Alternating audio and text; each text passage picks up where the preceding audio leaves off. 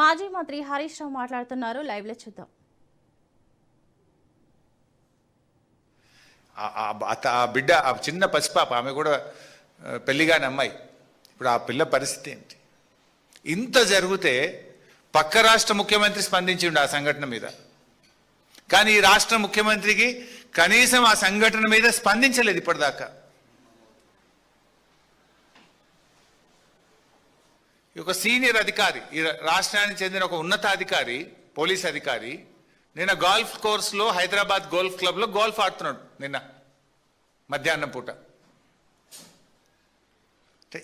ఈ రాష్ట్రంలో law and order పరిస్థితి ఏముంది? అసలు ముఖ్యమంత్రి పాలన ఎట్లుందంటే నువ్వెట్లున్నావో నీ పరిపాలన కూడా గట్లే ఉంది.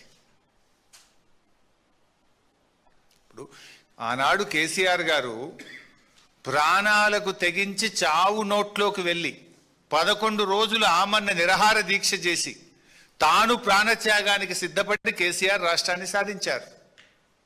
కానీ ఎన్నడూ రక్తం పారించే ప్రయత్నం కానీ ఎవరి రక్తం అడగలే కేసీఆర్ గారు. తన రక్తాన్ని ఇచ్చి తన ప్రాణాన్ని ఇచ్చి రాష్ట్రాన్ని సాధించే ప్రయత్నం చేసింది కేసీఆర్. కానీ నువ్వు ప్రశ్నించినటువంటి వాళ్ళను, రైతుల పక్షాన నీళ్ళడిగినటువంటి వాళ్ళను ఇవాళ రక్తం బారిస్తా, వాళ్ళను కోస్తా, వాళ్ళ రక్తం బారిస్తా అని నువ్వు మాట్లాడుతున్నావు. ఇది కేసీఆర్ గారికి నీకున్నటువంటి తేడా. ఇంత నీచమైనటువంటి వ్యాఖ్యలు చేసిన రేవంత్ రెడ్డి కనీసం నీకు నువ్వన్న టీవీలో చూసుకొని తప్పు మాట్లాడినా అని బేషరతుగా క్షమాపణ చెప్పాలని చెప్పి నేను డిమాండ్ చేస్తా ఉన్నా. ఇంకో మాట కూడా చెప్తున్నా రేవంత్ రెడ్డి, నీకేంది నీ సైకో మనస్తత్వం ఏంది? అంటే మమ్మల్ని తిడితేనో, మమ్మల్ని జైల్లో పెడితేనో, మా రక్తం బారితేనో రైతాంగానికి నేను నీళ్ళు ఇస్తా అంటే అందుకు మేము సిద్ధం. జైల్లో పెట్టావో పెట్టు, మా రక్తం కావాలన్నా తీసుకో, కానీ రైతులకు మాత్రం నీళ్లు పారించు.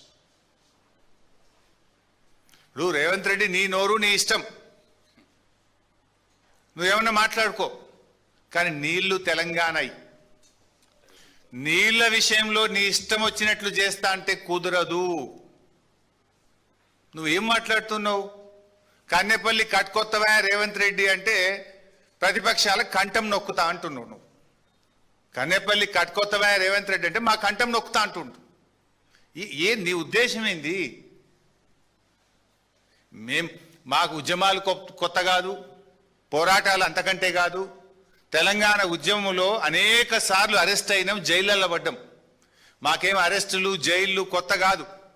ధర్మం కోసం, న్యాయం కోసం, రాష్ట్రం కోసం ఆనాడు అరెస్టులు అయినాం, జైళ్ళల్లో పడ్డాం. ఇవాళ లక్షలాది మంది రైతుల కోసం జైళ్ళల్లో పడడానికి సిద్ధం, రక్తం ఇవ్వడానికి సిద్ధం తప్ప నిన్ను మాత్రం వదిలిపెట్టము. ఈ రాష్ట్రం ముఖ్యం, రాష్ట్ర రైతాంగం ముఖ్యం, రాష్ట్ర ప్రజలు ముఖ్యం, రాష్ట్ర ప్రయోజనం మాకు ముఖ్యం. మా గులాబీ సైనికులు, బీఆర్ఎస్ కుటుంబ సభ్యులు ఎవరు కూడా నీ తాటాకు చప్పులకు భయపడడానికి సిద్ధంగా లేరు. ఇలా ఈ రాష్ట్ర ప్రయోజనాలు, రైతుల ప్రయోజనాలు అనేటువంటివి ముఖ్యంగా ఇది బీఆర్ఎస్ పార్టీ రాష్ట్రం కోసం ప్రాణత్యాగాన్ని సిద్ధపడి తెచ్చినటువంటి రాష్ట్రం ఇది.